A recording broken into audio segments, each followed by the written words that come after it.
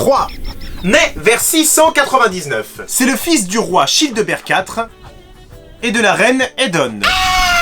Représentation non contractuelle. Il est appelé Dagobert II par certains historiens, qui ne comptent dans les monarques de France que les princes de sang de Clovis ayant régné à Paris. Alors, ceux qui veulent qu'on ne compte comme roi que les monarques qui avaient un prénom contenant 5 consonnes et 6 voyelles, dont au moins un Y, lèvent la main. Vous êtes vraiment des chieurs. En 711, son père meurt, il accède au trône, il a 12 ans.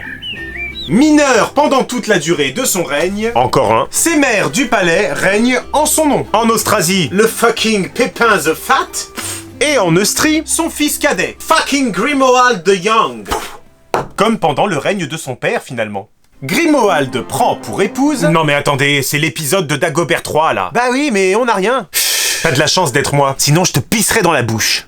Grimoald épouse la fille de Radbod, et moi aussi j'en ai Radbod, qui est le roi des Frisons, l'increvable Theudezinde. Bonjour. C'est pas une reine. Je refuse de l'incarner. En 713, Dagobert III devient papa d'un garçon nommé Thierry IV. Et comme on ignore qui est la mère, on a tendance à dire que c'est une certaine Clotilde. Il y en a toujours une qui traîne dans les parages. Pendant le règne de Dagobert III, qui ça? Pépin tombe malade à Jupille-sur-Meuse. Ah, mais c'est qui va peut-être crever le salopard. Et son fils Grimoald vient lui rendre visite. Eh tiens, je t'ai ramené à manger. Pamplemousse, papaye, mais j'ai la salive acide. Alors que ce dernier s'en va prier dans la basilique du Saint-Martyr à Liège, Faites qu'il crève, faites-qu'il crève, faites-qu'il crève, faites-qu'il crève. il est sauvagement tué par un homme impie nommé Randgar. Rends garde à toi. C'est pas ce qu'on espérait, mais c'est toujours un saligot de moins sur la planète. Thibaut, le tout jeune fils de Grimoald, reçoit le poste de son défunt père. Un salaud meurt, un autre prend sa place. Puis c'est au tour du vieux Pépin de Herstal de manger les pissenlits par la racine. Et de décéder. Plectrude, sa veuve, bonjour, dirige le royaume au nom de Dagobert III, c'est qui? Et du maire du palais, son petit-fils Thibaut, qui est désormais maire du palais de tout le royaume. Dagobert III et Thibaut étant tous deux mineurs. C'est du grand n'importe quoi! Finalement, les Francs décident de tenir un conseil. Thibaut, donc, c'est un connard. Qui est le maire du palais? C'est un connard. En vain. Ils décident du coup d'entrer en sédition. Sédition! Ça marchait mieux avec révolte, non? Ils rassemblent une armée dans la forêt de Cuise. Ouh là là! Et engagent le combat contre Thibaut et les leudes des défunts Pépin et Grimoald. L'armée de Thibaut, pourtant considérable, tombe. Et ce dernier, éloigné de ses compagnons, est mis en fuite et s'échappe. Soit tu es mis en fuite, soit tu t'échappes. Vous êtes viré. Et en plus, je démissionne! Grandes et terribles sont les violences et les représailles qui s'ensuivent parmi la nation des Francs. La Neustrie reprend alors son indépendance et les Francs choisissent un nouveau maire du palais, Rainfroid, mais cœur chaud.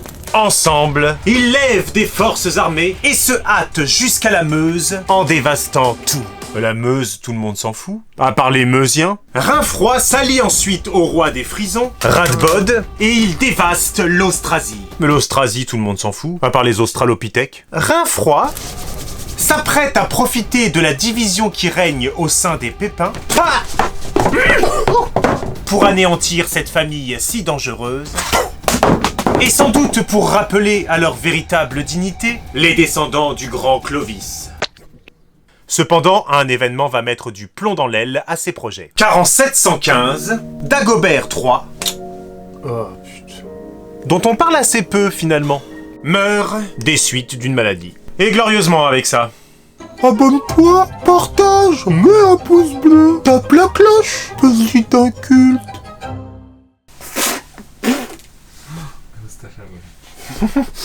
Faites qu'il crève, faites qu'il crève, faites qu'il crève, faites qu'il crève, faites qu'il crève, faites qu'il crève, faites qu'il crève, faites qu'il crève, faites qu'il crève, faites qu'il crève. Oh merde. Alors ceux qui veulent qu'on ne compte comme roi que les monarques. Alors ceux qui veulent qu'on ne compte comme monarque. Alors ceux qui veulent qu'on ne compte comme roi uniquement les monarques qui avaient 5 voyelles et non. Alors ceux qui veulent qu'on ne compte comme roi uniquement les monarques qui avaient un prénom avec 5 consonnes et au moins 6 voyelles dont... Oh, non. Alors ceux qui veulent qu'on ne compte comme roi uniquement les monarques qui avaient 5 consonnes et 6 voyelles dont au moins un Y, lèvent la main.